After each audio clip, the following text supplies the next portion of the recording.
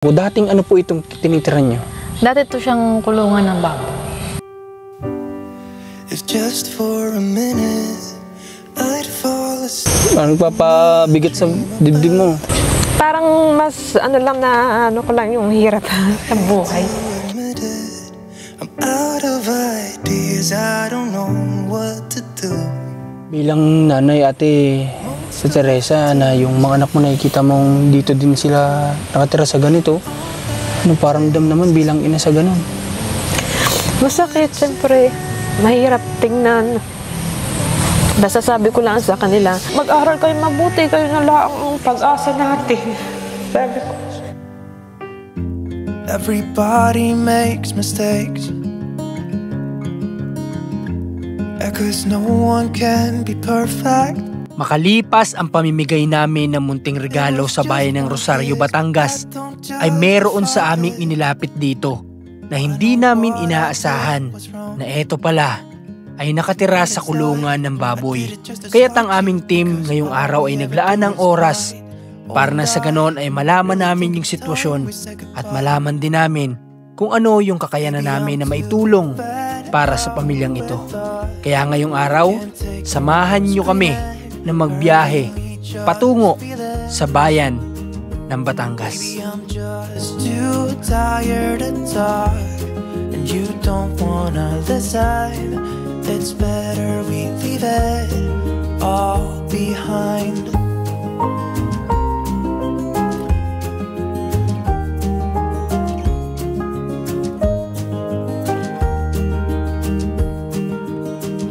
It hasn't always been like this. Remember when we were in love? You were always there for me, and we could talk for hours. I don't know what happened to us. Oh, 'cause we bring each other down right now, and I don't even know why. You know, I really think it's time we say goodbye. Baby, I'm too fed up with us. I can't take no more screaming, hurting each other's feelings. Baby, I'm just too tired to talk, and you don't wanna listen. So ayan, magandang hapon sa lahat ng mga manonood natin sa ating YouTube channel at Facebook page. Ngayong araw po ay andito ang team namin sa part pa rin ng Batangas at meron nga kami ditong nais na puntahan ngayong araw. Hindi pa namin alam yung story ng buhay nila, pero kaya nga nandito tayo para alamin at kung ano yung maitutulong natin sa kanilang pamilya. So kasama ko si JM, si Luke, Auntie Marcos at ayun, nakamotor lang kami ngayon kasi napakaganda ng panahon. So anong pinagkaiba ng motor, Luke, sa 4 wheels? Mas mabilis yung biyahe. Bilis, no? Sobra. Ilang minuto lang, dito agad tayo, di ba? Ayun nga lang, kapag umulan, basa. Basa. Oo. Tapos ikaw naman, JM, anong experience mo sa pinagkaiba ng 4 wheels at motor? Ayun din po Tito, mas mabilis kapag motor. Pero may advantage ang 4 wheels. Unang-una nakakapag-edit ka doon, as an editor, nakakapag-edit ka doon, dito hindi. Opo, yun. Yan lang yung pinagkaiba. Pero kung sa naghahabol ka ng oras, mabilis. Di ba? Mabilis makarating. Okay. So ngayon, papasok tayo dito sa, anong tawag dyan? Dalandan. Dalandan. Okay. Papasok tayo sa taniman ng mga dalandan ngayon. At nandun kasi sila nakatira. So tara, ready na kayo? Ready na? Okay, tara. Let's go.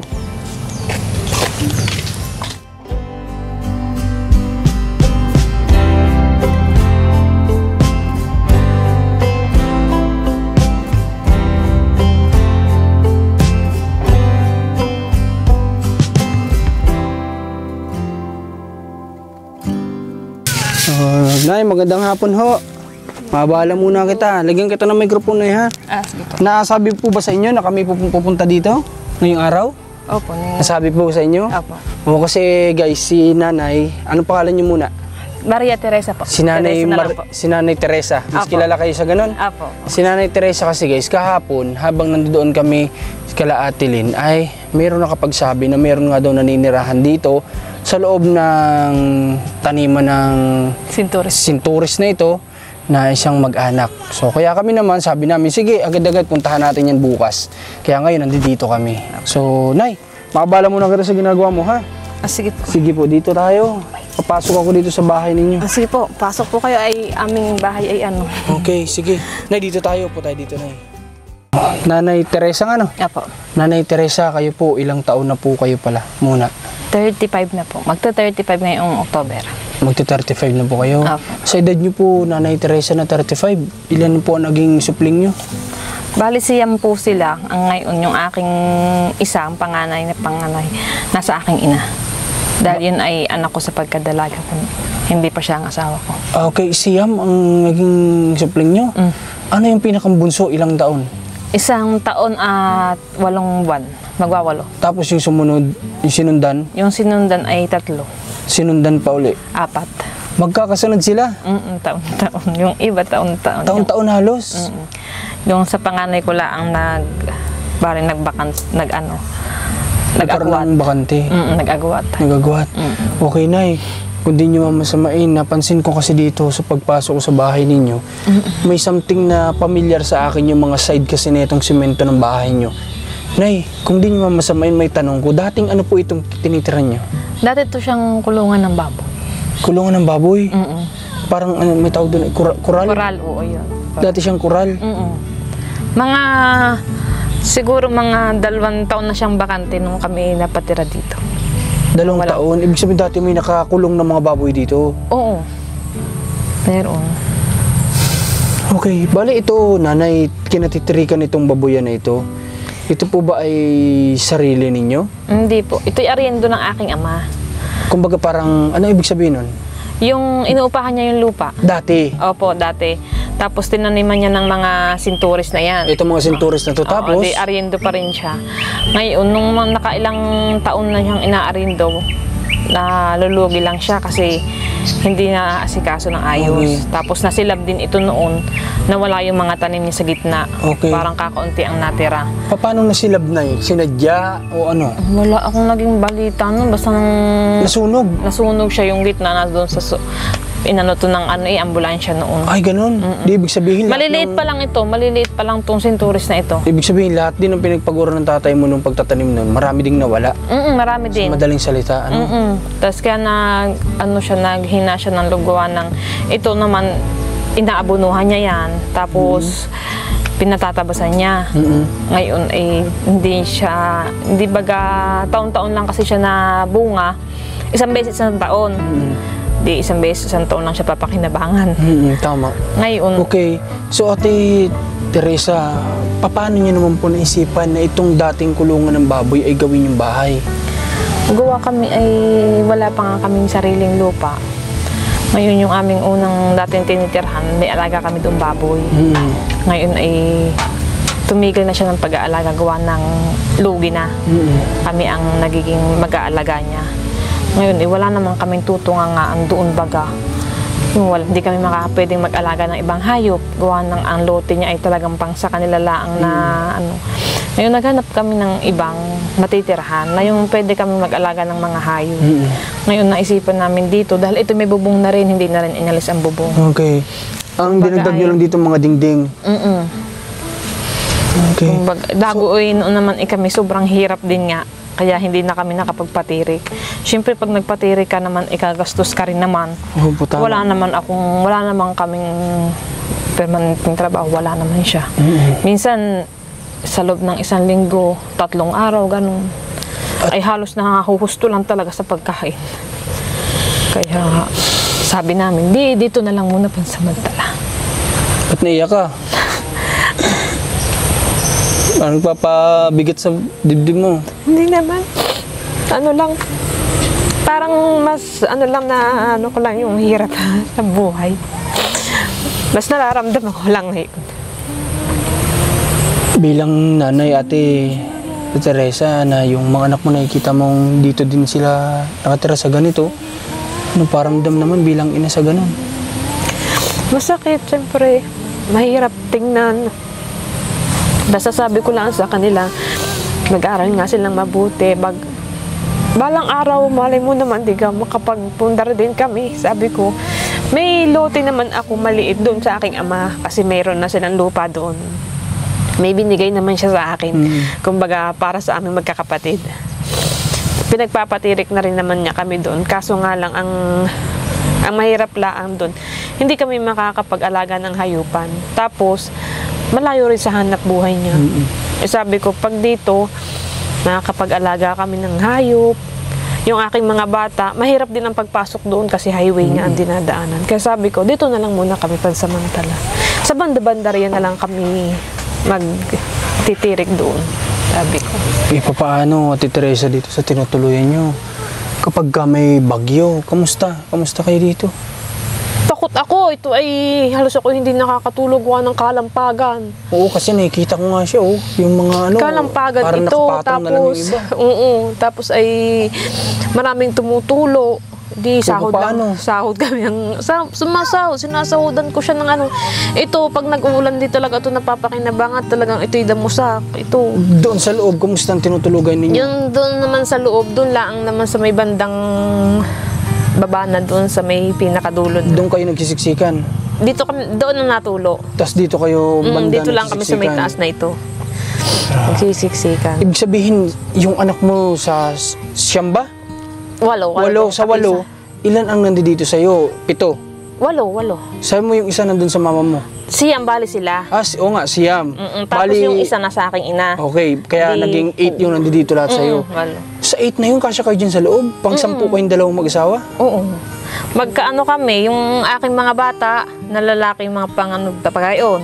Kami naman dito, pag ganyan, magkasalimbrang aming mga paa. Grabe din. Hindi siya yung patos-patos na ganun. Okay, Nay, matanong ko muna na ni Teresa, anong hanap buhay mo? Mag-i-stay lang. Yung waiting lang. Okay, yan naman guys, ay legal yan. Kasi nakikita ko yan sa amin din sa Kapalungga. Ang dami may din kasing uniform naman ganyan, kami. may uniform pa, may ID. May ID naman kami. Tama ba kung may ID pa yan, di ba? Opo, meron. Di ibig sabihin ko, yun yung hanap buhay mo. Magkano kinikita mo sa isang araw? Sa isang araw, depende lang din kapag halimbawa sa umaga ay ako'y nakaka 400 na pataya, di ako may 40. Sa madalit sabi sa maghapon, di nakaka 100 din naman siguro. 100 pesos? Yun naman ay... Paano mo pagkakasya yun? Baon pa ng bata. Oo, di... May nag-aaral ka, di ba? Oo, 4 ang mag-aaral ko. Isang high school, tsaka 3 aking elementary. Dapat 4 na yung aking elementary. Tinatsaga ko talaga yan. Paano Kaso yun, lang, Nay, nagkakasya? di, minsan ay nakakapanguta. Kaya nandyan yung sabi ng ngutang talaga. Minsan ba yung mga anak mo pumapasok walang baon?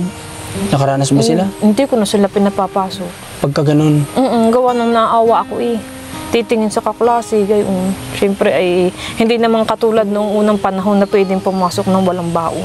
Kami noon, sabi ko nga sa mga bata, maswerte-swerte nga kayo at nakakapagbaon kami noon ay laging wala. Dahil hirap ang buhay din noon. Pagka gayon, hindi ko na sila pinapapasok. oo naman. Madalas ba yan nangyayari? Tapos sinasabi sa akin ng mga maestra, bakit daw laging liban? Ano sinasabi niyo? Sinasabi ko talaga ang totoo.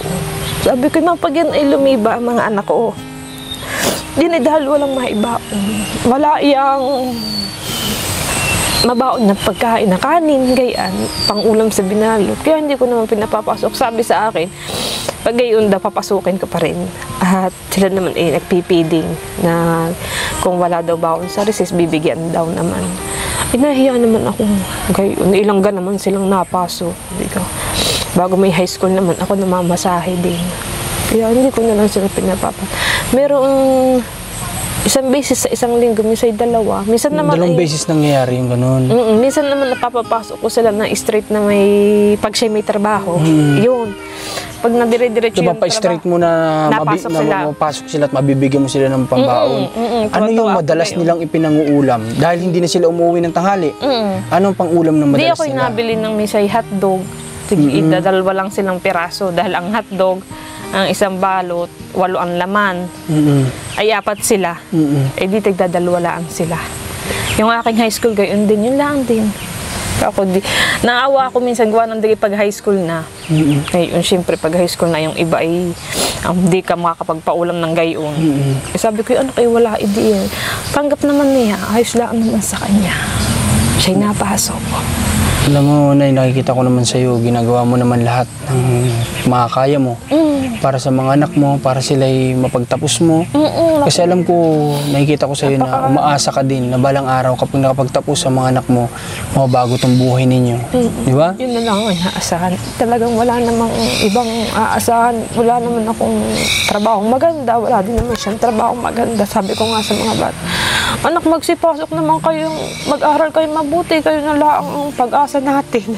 Sabi ko, nalin mo pagka isang araw, pagka nakapagtapos kayo ay magkaroon kayo ng magandang hanap buhay, huwag kayong gagaya sa amin.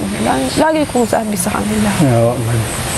Bigat sa dibdib guys kasi na alam mo yun, para sa isang magulang, lagi ko ito sinasabi, para sa isang magulang, kahit na kasi minsan gawin natin yung lahat, alam mo naman dito sa Pilipinas, kahit itodo na natin yung lakas natin para kumita tayo, minsan kulang at kulang pa rin. Kaya minsan yung mga bata, ganyan, humihingi ng baon, humihingi ng pera para may gustong mabili man lang, candy, something, alam niyo naman ng bata. Tapos sa magulang, kapag hindi kasi natin maibigay yung gusto nila, masakit talaga sa magulang yun. Kaya ako kahit pa paano yung pag-waiting kong iyan, sabi ko pagkasali ng hingin, mama, pahingin 5. Kaya anong bibilin mo? Tinapay, mama. O di, may maiibiabot ako. Kaysa wala, di ba? Yung ganamang, pag sa umaga, magka 40 pesos ako. Siyempre, bago magtanghali, ilan yung hihingi. Gayo, minsan naman, naiyaano ko na, anak, wag na, at babaunin na lang bukas. Sabi ko, wala, anak, kahit merong kaunti, sabihin ko, wala, at ang pinaglalaanan ko, yung pambaon nila para bukas. Makapasok. Gawa ng, kahirap pag hindi napasok. Ate Teresa, ganito, kapag itong mga anak mo, ano yung madalas nilang inuulam naman kapag ka nandito kayo sa loob ng tahanan ninyo? Nagugulay ang kanyang ama. Lahat ng gulay naman ay alam nilang kainin. Alam nilang, nasanay sila naman na lahat ng gulay, kain sila. Oo, yan ay pag nag-adobo ng kangkong, kain. Yung talbos balinghoy. Yung talbos ng balinghoy. Talbos ng kamuting kahoy? Nangangain sila. Yung gabi, nangangain sila. Wow, yun yung maganda. Nasanay din yung mga anak mo na hindi sa umaga naman sa umaga kakahiyaman sa iyo. Kape. Kape inuulam sa kanin? Oo, uulam yung mga yan. Nag-uulam din yan ng mga yan ng tuyo at mantika. Oo, nag-uulam ang mga anak ko. Sila ay, hindi sila tulad ng ibang bata naman na yung masilan. Kapag may kanin ka diyan, may tuyo ka, may mantika ka, ay naku, ayos ang kanilang kain. Hindi naman, kaya sabi nga nung iba ay malulusog daw ang aking mga bata. Sabi ko, basta pag may kanin, inalaang ng ang aking pinakakain. Hindi na yung pambibili ako ng mga kung ano-ano masasarap. Wala namang maibili eh. Di yung si kape, sa umagay kape.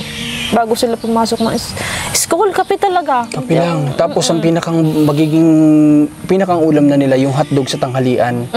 Tapos, saan ang school nila? Yung doon? Yun doon, sa salaw. Nilalakad nila yun? Ay, grabe. Malayo-layo din yun, Kapag nilalakaran yun. Aking sa umaga, di hinahatid ko naman. Pero lakad pa rin. Lakad, oo, lakad. Ang layo nun, guys. Sa totoo lang, yung school dito, pagpasok naman, doon pa yun, malayo pa yun. So, nilalakad yun ng mga bata para lang makapag-aral. So, ibig sabihin, hindi sila namamasahe sa madaling salita. Hindi, wala eh. Naranasan na ba nila mag-service? Hindi. Lakad talaga simula't simula? Simula't simula, lakad talaga yan. Nakapag-graduate ako dyan ng yung aking high school ngayon. Lakad lang talaga. Oo. Sakripisyo talaga para lang makapasok. Ano? Kaya pag naulan, pag minsan ay, yun nga kadami kong mga anak, pag nakapagpundar ako ng payong na isa, masisira pa. Ang ginagawa ko para makapasok ay naka-jacket. Ay, ganun. Ginajacketan ko, hahatid ko sa school. Sakripisyo din talaga. Pero Ate Teresa, nabanggit mo kanina na gulay madalas yung inuulam. Saan naman si Kuya kumukuha ng gulay? Minsan, may kangkungan diyan. Minsan, ngayon wala na at nakain na ng kambing. Siya naman ay mahilig din naman, te. Nangingisda din siya, may panty okay, kaya pala may nakita ko lambat dito kanina. Oo, pag yan ay walang gawa. Nanguhuli ng isda? Oo, maghapon na yan doon. Di, libre na kami sa isda. Kahit pa paano? Pero hindi nilalako talagang pang-ulam lang talaga? Pang-ulam lang talaga. Yung ganun kadami namin mga anak. Ay di kaya ang 1 kilo naman ay kulang pa din sa maghapon. Kayo po ba, Ate Teresa, tubong Batangas talaga kayo? Taga saan talaga kayo dito talaga, sa lugar na ito? Mataas na kahoy ang aking ama. Mataas na kahoy. Itong sa mister mo, ayan yata estudyante mo, may dumating. Oo, estudyante. Estudyante mo yan? Mm-mm. Eh, anong grade yan? Pang ilan yan? Pang ano yan? Yan, hindi ko O, nalito ka na. tanda. Anong pangalan niya? Prince. Si Prince. Buti tanda mo pa ang pangalan. Oo, naman. Ang birthday nga, nalilito na ako. Prince. Magandang hapon sa'yo, Prince. Si Kuya Naglakad ka lang? Marcos. Oh, Naglakad ka lang? Naglakad ka lang pa uwi? Ay, grabe. Nagkain ka ng tanghalian? Anong ulam mo? Dila-dila. dila. Ah, yung nabibiling parang tosino, yung itsura yun. niya. Yun. Yung parang longganisa yung itsura na malapad. Yun ay 8 din lang naman ang laman eh. Kasi yun yung medyo mura-mura na mabibili natin. Ay, ang ginagawa ko naman, yung isa ko naman, kinder. Di yun eh, hanggang ano lang yun, hanggang alas 10 lang yun. Ang gagawin ko doon, isa lang ang kanyang ibabaon. Babaon.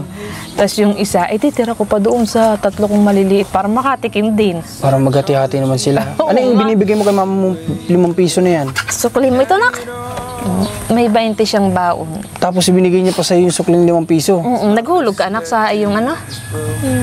Ha? Naghulog ka doon sa hinuhulugan? May hinuhulugan sila araw-araw. Galing din ng bata, ano? Hindi din ubus biyaya. Tinan niyo, may baon. Binalik pa niya yung sukli sa mama niya. Sige na, mag-alagay ka ng gamit mo dun sa loob. Sige na, Prince, dali mo yung ano mo. Parang nakikita ko naman, nag-aaral naman sila mabuti, ano? Parang active naman sila sa school. Active naman. Grabe.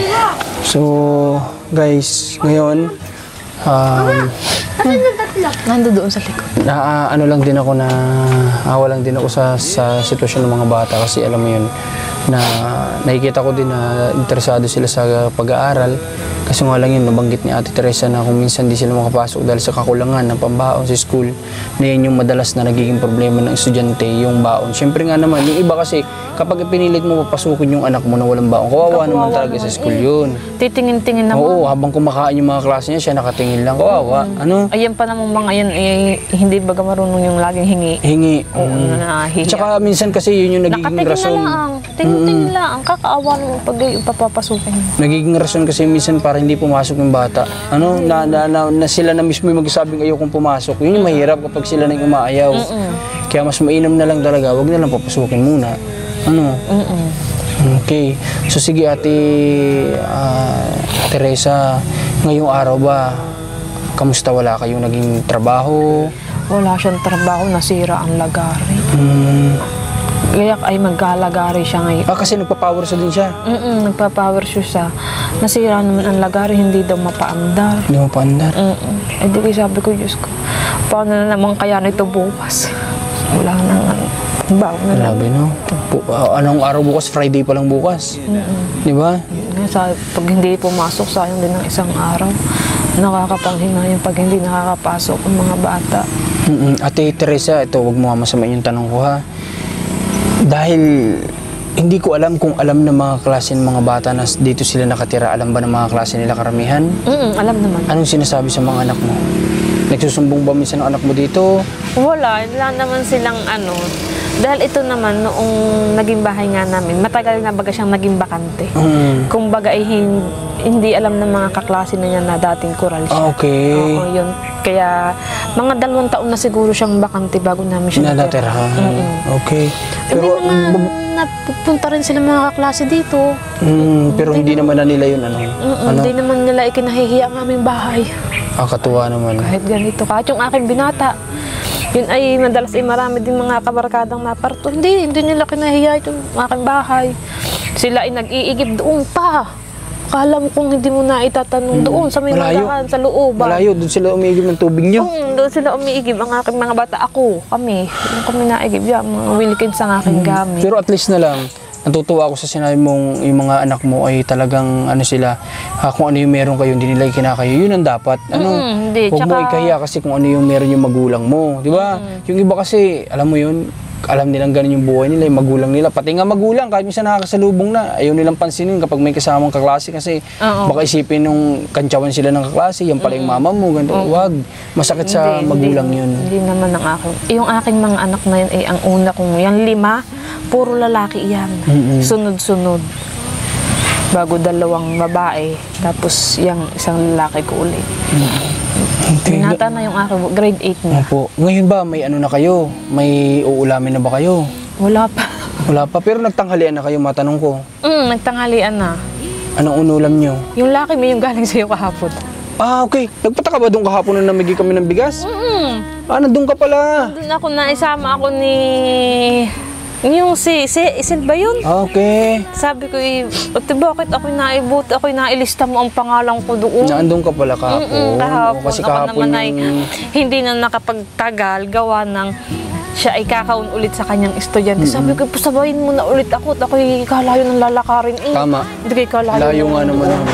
Sakay na ako, isinundo niya na ako din eh. Sabi ko, sasakay mo na ulit ako, babalik ako. Layo nga naman ito Layo doon kala naman Ate Lindy sa pinagbigay namin kahapon ng bigas, nandoon pala si nanay. Layo nga kung maglalakad ka. Layo, sabi ko eh. Okay na ngayon, nagpapasalamat kami kasi pinayagan mo kami dito pumunta at may bibigay ko sa inyo konting Salamat natin tulong. kayo napunta dito. Opo na, ito talagang pupunta ako dito kasi siyempre gusto ko din namang makatulong kahit paano ang team namin. Ano? Ito na, hawakan mo tong munting cashcot. Meron pa ako dito. Bukan mo palad mo. Isa, dalawa, tatlo, 4,000 pesos. Gamitin mo po ha. Kahit paano, gamitin mo po sa mga anak mo para may pambaon sila. Bigay mo to. Opo, Nay. Sa inyo po yan, Nay. Ha? Para kahit paano, Nay, bibili ka ng masarap-sarap na ulam. Makatikim kayo, ha? Promise yan. Bibili kayo ngayon ng manok magsabawan mo, ha? Okay ba yun?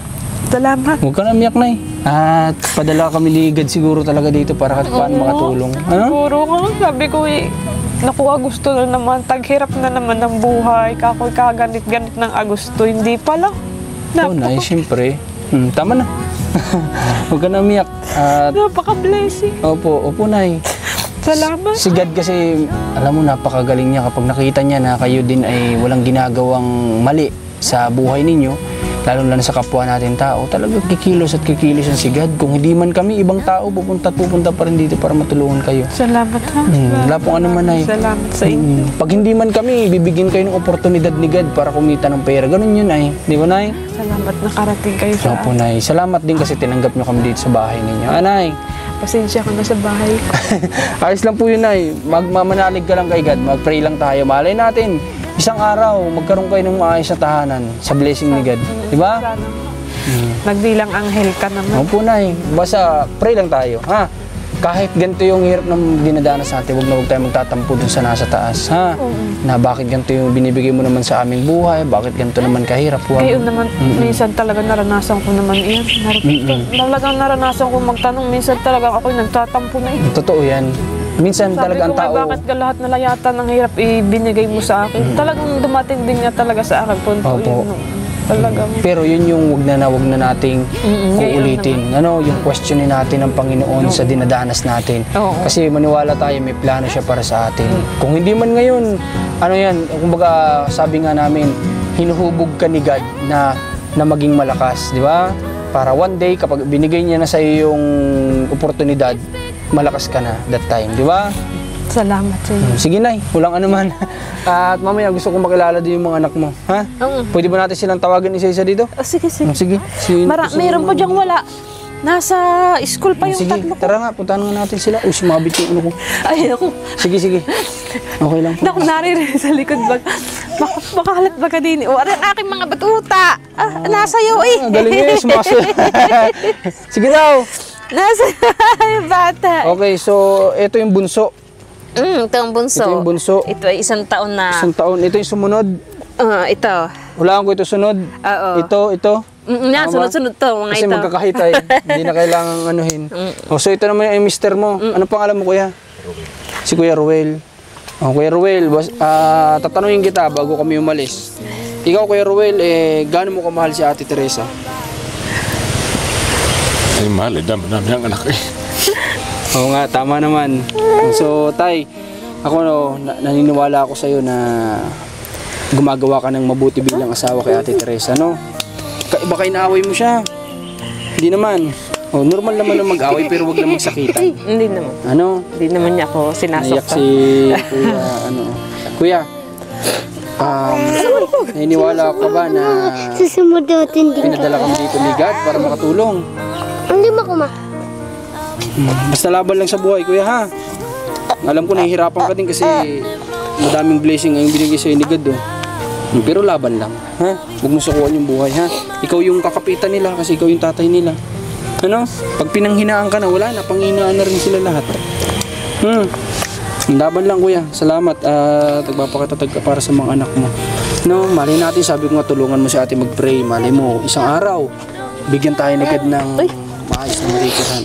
Paano ko masisira? Salamat sa inyo. Pinayagan nyo kaming pumasok sa buhay nyo, ha? Okay, walang ano man tayo. Sige, tana. At ano, malay natin mas makatulong pa tayo. At sana, sa lahat ng gusto rin magpaabot ng blessing sa kanila, deserve naman nila, guys. So, mag-message lang kayo sa Marcos TV channel page natin or kay Commander ni Marcos.